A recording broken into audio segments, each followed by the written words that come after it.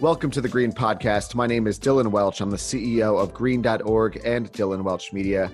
Our goal with this podcast is to bring you the biggest names and leaders in renewable energy, clean technology, and sustainability so that you can stay up to date with the latest trends and everything that is happening in this world. Not only that, you'll get some action items for your life so that you can apply some amazing things and make your world a better place as well. Let's get the show started. Real quick, before we kick off this episode, I want to announce that we have our fall 2022 Green Summit in San Diego, September 17th. Tickets are now available, so get yours today.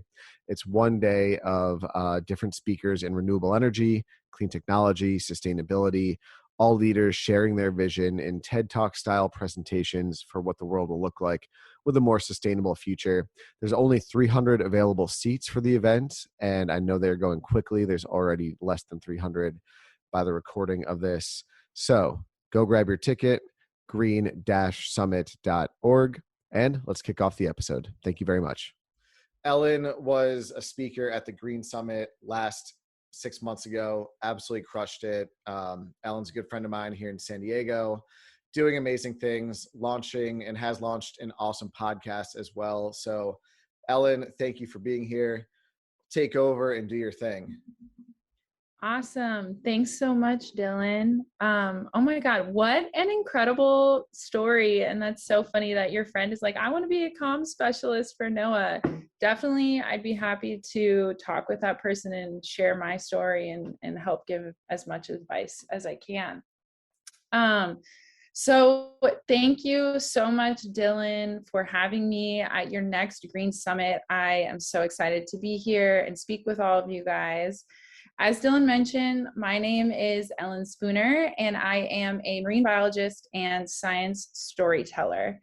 And today I'm going to talk to you guys about why you should be optimistic about the future of our ocean.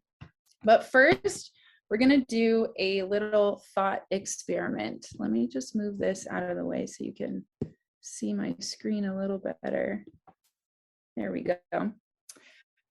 Okay, so imagine this with me, if you will. You walk outside and the air is fresh and clean. You turn on the news and the ocean is cleaner than it has ever been since before they invented plastic. Humans have managed to find a way to sustainably catch and grow seafood. You see in the news that we're still dealing with the impacts of climate change, but we have completely changed to 100% renewable energy, and CO2 concentrations in the atmosphere are starting to lower. Now picture how you feel in that scenario. All of these things that I just mentioned are possible, and we can make it happen. You just have to first imagine it, as the previous speaker was talking about, and then do the work to make it happen. So if you take nothing else away from my presentation, I want you to know that we are already making positive changes for the future of our ocean. Your actions do make a difference, and we can continue to find and share ocean optimism stories. So because I am a science storyteller, I'm going to start off by telling you a story. And this one starts with a small fishing community in Cabo Pulmo, Mexico, which you see pictured here. Cabo Pulmo, Mexico is on the peninsula of Baja California. If you see in the map on the bottom left corner, it's just a quick 2-hour flight from San Diego, where I live. So the famous American author John Steinbeck wrote about the reefs and the fish found in Cabo Pulmo, how they were teeming with life and electric with color. And he wrote that book in 1951. Cabo Pulmo was once a great source of fish. Fishermen from all across Mexico would come to try and catch the bounties that were found there. I mean, look at these giant fish that are pictured here. But then, of course, it all changed.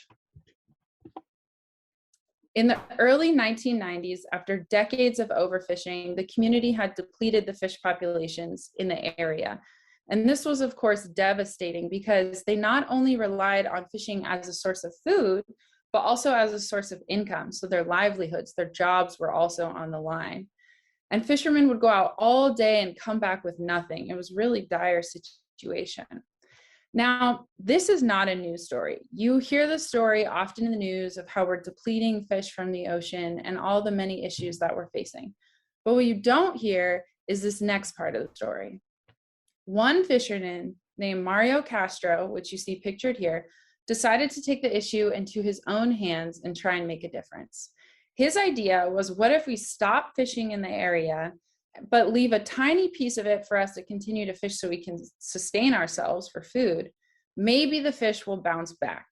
And so he started by trying to convince his own family to stop fishing. Mind you, the Castro family had been fishing in this area for over 100 years. And they relied on this as a source of income. So for them to decide to stop fishing was a big deal. And this was a really difficult challenge. But they eventually agreed to do that. And the family then went to the community and said, hey, I think we need to make a change in our practices. And so they all came together and decided to stop fishing. And then what's even more awesome is the community came together as a whole and were able to lobby their government to successfully secure a marine protected area, which is what you see pictured here. In 1995, Mexico state of Baja California officially established the Cabo Pulmo State Park, a marine protected area that's covering 27 square miles of the Cabo Pulmo Reef.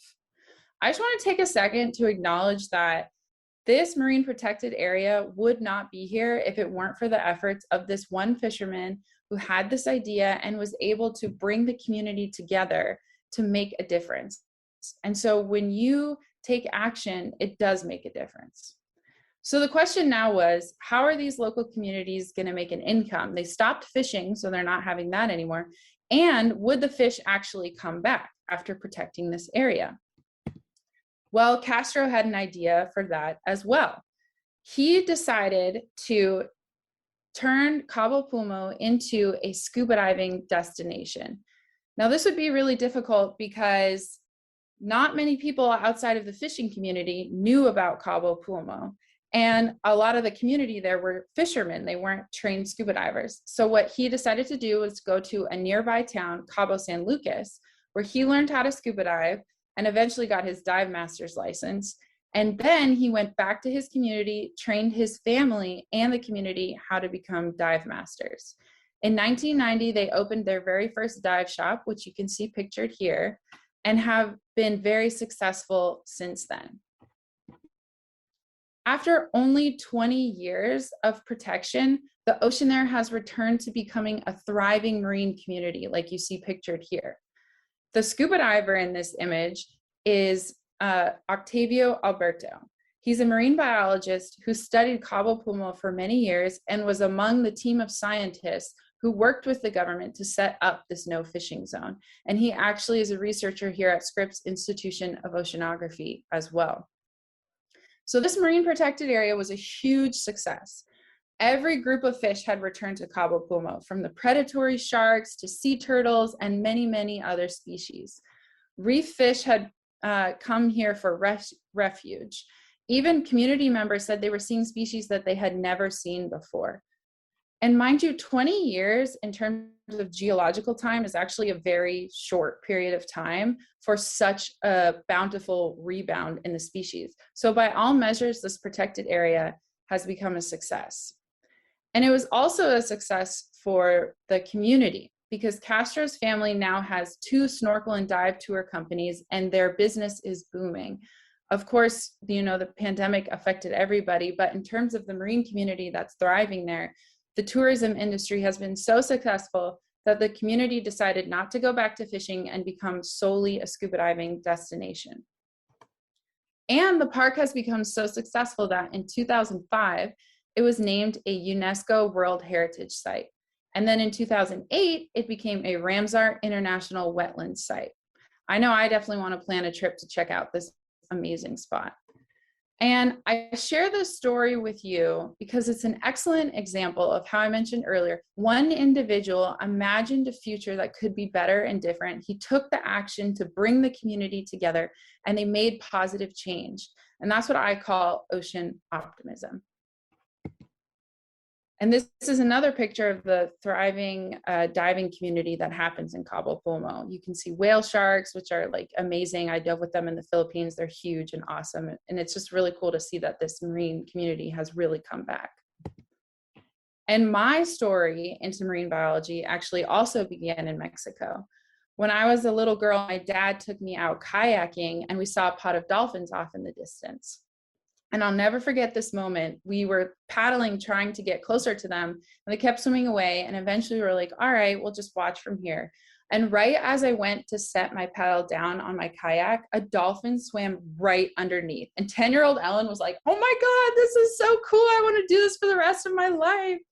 So I went to the University of Arizona, where I studied ecology and evolutionary biology. And then I went to the University of Michigan and I studied fisheries in the Great Lakes. And that's what you see pictured here on the right. I studied muskellunge, which are a large predatory fish, and their feeding habits in the Great Lakes. But one thing I noticed while I was working on my thesis was that I was doing all this work to collect all this data, analyze it, and write it up and put it in a scientific article. But then very few people were going to read it, just probably some of my other colleagues. And I saw the same thing happening to the students in my graduate class around me. We're doing all this great science, but not that many people knew about it. And so that's when I decided I wanted to get into science communication. And so I got the Knaus Marine Policy Fellowship, which brings people with marine science backgrounds into the federal government. And I split my time with NOAA and the Smithsonian Natural History Museum. But you don't have to become a marine biologist to help with ocean conservation. There are many different ways to get involved. For example, beach cleanups that happen almost every weekend here in San Diego. Or you can do river cleanups if you don't live by the beach. Or if you're an artist, you can use your art to raise awareness about ocean conservation or use more sustainable materials. For example, this artist picked up trash off the beach and in the ocean and created these huge, amazing sculptures that are all made out of ocean trash. So there's many different ways for you to get involved. And as I mentioned earlier, there are tons and tons and tons of these stories about how we are making a difference to help conserve the ocean. And in 2014, Dr. Nancy Knowlton, who's pictured here, started the hashtag Ocean Optimism movement. Knowlton is or was the Smithsonian's Sant Chair Emerita for Marine Science at the Smithsonian. She was a professor at Yale, and she's the founding director of the Center for Marine Biodiversity and Conservation here at Scripps Institution of Oceanography. And also, she was on the 2007 cover of Vanity Fair, and I just love that she wore kelp around her neck on the cover of Vanity Fair. It's just so awesome and such a marine biologist move. And so she was the first person that introduced me to the Ocean Optimism movement. And the reason that she started this movement is because all of the news focused around the ocean and our environment is very negative. They talk about how all the corals are bleaching, the ice is melting, and many, many other doom and gloom stories. Today, I just Googled this morning, environment news, and these were some of the top stories that showed up. So, of course, it can be very depressing, and we are facing a lot of unprecedented issues. And the purpose of environmentalists sounding the alarm is to emphasize the urgency and enormity of the environmental issues that we are facing. But in doing that, they inadvertently create a sense of hopelessness about the future of our planet. I mean, I'm sure I don't have to tell you that. I'm sure you feel that yourself just in watching the news. According to researchers at Columbia University's Center for Research on Environmental Decisions, there are limits to the amount of concerns that we can deal with at one time. They call this a finite pool of worry. And overburdening people's capacity for worry with too much doom and gloom can lead to emotional numbing. I mean, again, I'm sure you guys have felt some of that over the past couple of years. So by bombarding people with bad news about the ocean and the scales that feel too large to surmount, we can sometimes cause people to downplay, tune out, or shut down. And this hopelessness becomes a self-fulfilling prophecy. And while it's true that fear-based messaging can be effective for some simple and short-term, very specific behavior changes, such as using a seatbelt, It's not good for broad, complex, emotionally latent social issues that we are facing. Researchers from Yale Project on Climate Change Communication found that our beliefs, emotions, and interests all influence how we respond to the environment. And it turns out our emotions are contagious. We can become hopeful from the hopeful actions of others, and we don't even have to be face to face. I mean, look at this summit, for example. I know I definitely feel more inspired from all of the speakers that came before me today, and we're not in person. I loved the game that we played earlier with Shane. I was like, this is such a great way to start the day. A 2014 study from scientists at Cornell University and a bunch of other research institutes found that emotions can spread among users on social media networks as well. They also found that unlike mainstream media, where a lot of bad news dominates the headlines, hope actually travels faster than doom on social media. I thought that was so cool. I was like, so much of the news is so negative, but we can really spread optimism on social media. And many of us these days are on social media. So it's a really great opportunity for us to share this optimism with each other. So while we're facing unprecedented environmental issues, there's also unprecedented opportunities. And so in 2014, on World Ocean Day, they launched the hashtag Ocean Optimism movement on Twitter. This was launched by, as I mentioned, Dr. Nancy Knowlton, who's with the Smithsonian, Zoe Richards, who's a scientist at the Australian Museum, Ellen Kelsey, who's a leading spokesperson for evidence-based hope, and Heather Caldwell, who's at the Zoological Society for London. Since they launched this hashtag, it's reached over 74 million users. It's just incredible, and it's continued to inspire marine conservation success stories. Hashtag Ocean Optimism has since spread beyond Twitter to Instagram, Facebook, and I just created a TikTok. So whatever social media platform you're using, definitely check it out.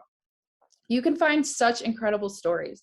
Just this morning, I was looking at what are the latest stories in hashtag Ocean Optimism, and the state of Washington just created a protected area for seagrass and kelp off the coast, which is a very important area for juvenile fish to grow.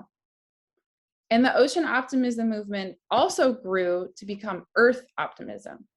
In 2017, I was fortunate enough to help with the Smithsonian's first ever Earth Optimism Summit.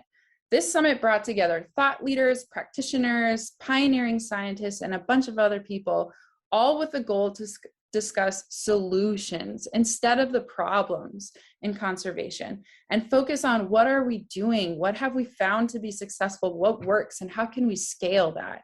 It was such an awesome experience for me to be there and hear all of these stories.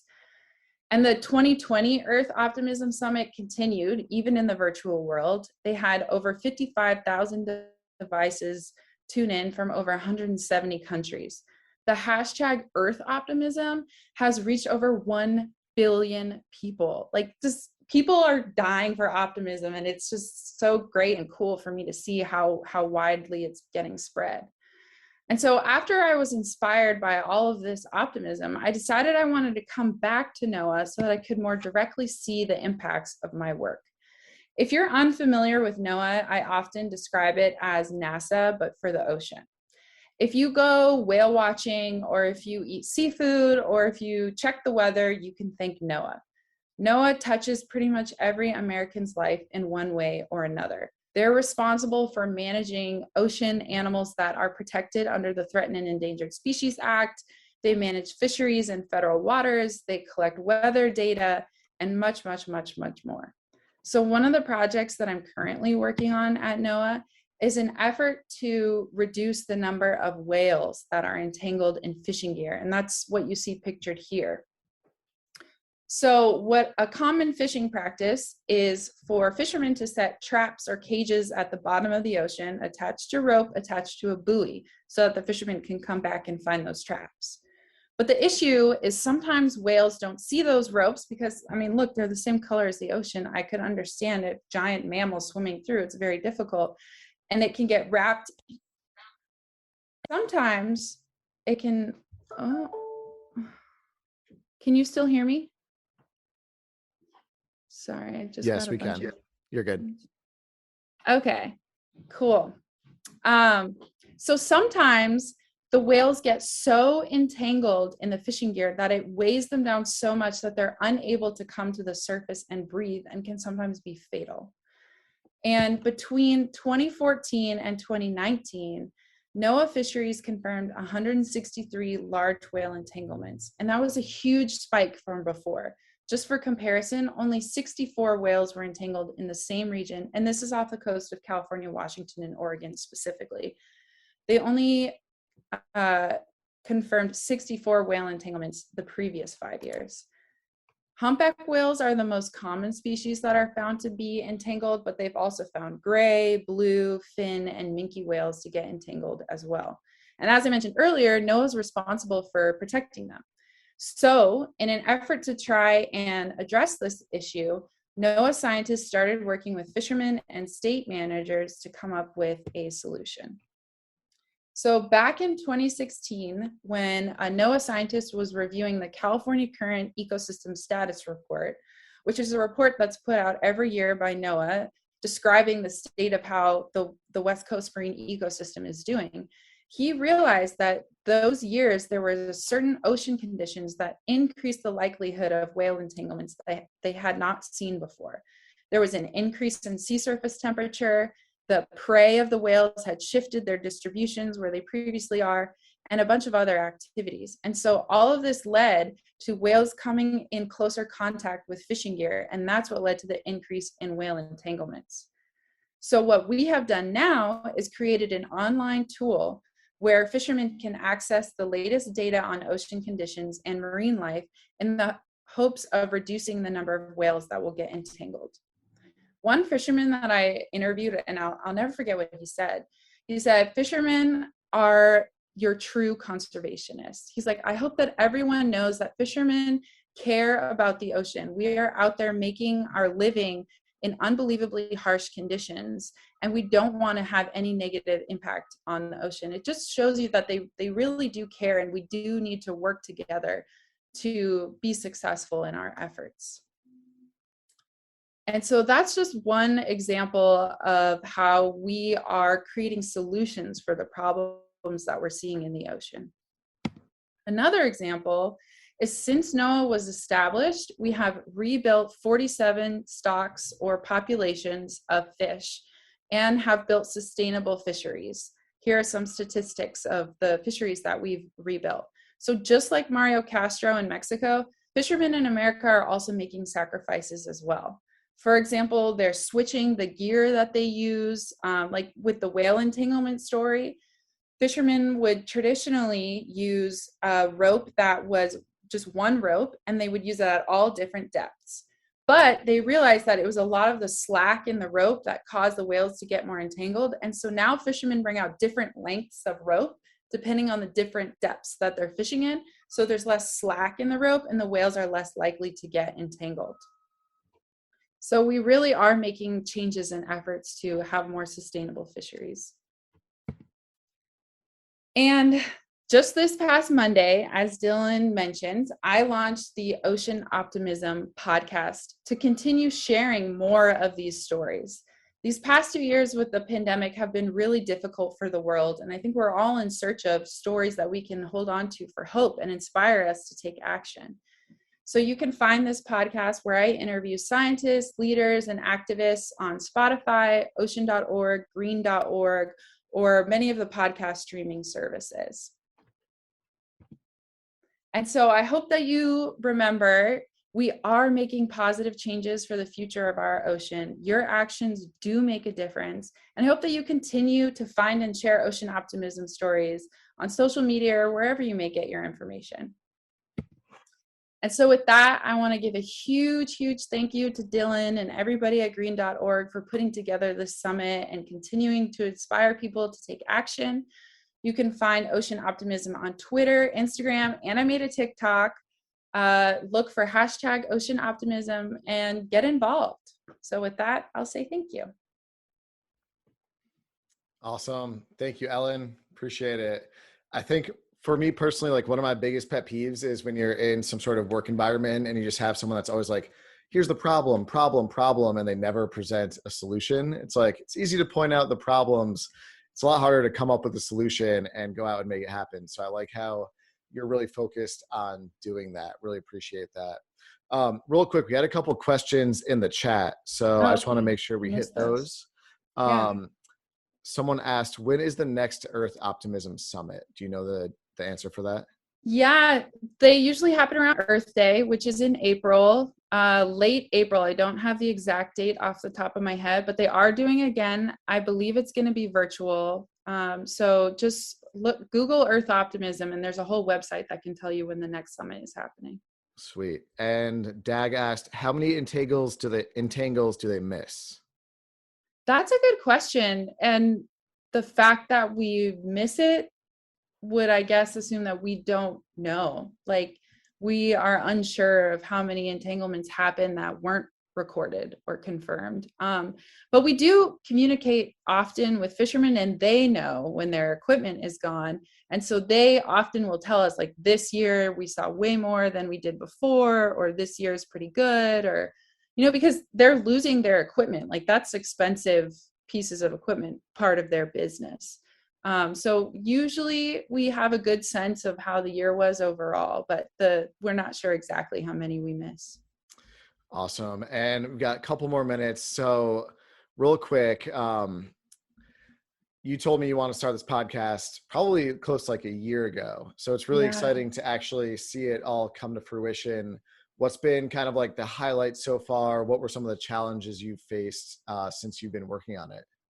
Yeah, I just want to say thank you so much for inspiring me to do it and keep going, because I think some of the highlights have been interviewing the guests, because I already have several podcasts recorded, and every time I talk to them, you hear about the amazing work that they're doing, and you're like, okay, we are making a difference. We are seeing changes, and it inspires me to keep going in my work every day.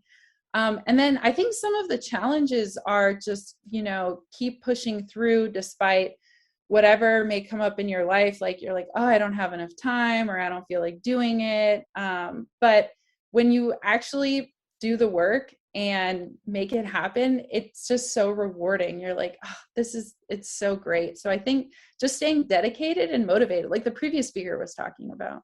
Exactly. I was going to say, just like Greg, which is really cool. And again, I think it's just kind of a representation of you. It's like, we were talking about this, and, we all talk to people every day about these ideas we have, but you actually went out and made it happen. So congratulations. We'll be sharing. We always promote Ellen's podcast on green.org if you follow our social media channels. So you should be able to find it there, but go check it out and support it. Also, Ellen was kind of an inspiration for me to get into scuba diving, which is basically my all-time favorite hobby right now. So be sure to check that out. Ellen, where's your favorite place you've ever scuba dived? Oh, I think it was where I got certified in Belize, because the first breath that I ever took underwater, I had gone backwards off the boat, and then I was immediately surrounded by sharks and stingrays everywhere. And I was like, oh my God, like my first breath in my mask was like, oh my God. And so I think that was pretty amazing. But I also dive with our good friend Fletcher out here in La Jolla, and I always see tons of cool animals. So I like it here too, in San Diego. Yeah, and actually Odyssey by Fletcher is one of our sponsors. So he certifies people. If you are in San Diego and are interested in getting certified, it is the greatest decision I've ever made. I'm not kidding. Like, think about what Ellen just said. She started a new hobby, and the first breath that she took while doing it was, oh my God, while surrounded by sharks. So highly recommend it. Odyssey by Fletcher, their link is in the Eventbrite if you're interested. But Ellen, thank you so much for sharing. I was really excited, when you came and said you were going to come back on the second Green Summit. You crushed it the first one. Did a great job as always on this one. Obviously, you'll be a recurring guest, and congrats on everything you're doing and the podcast.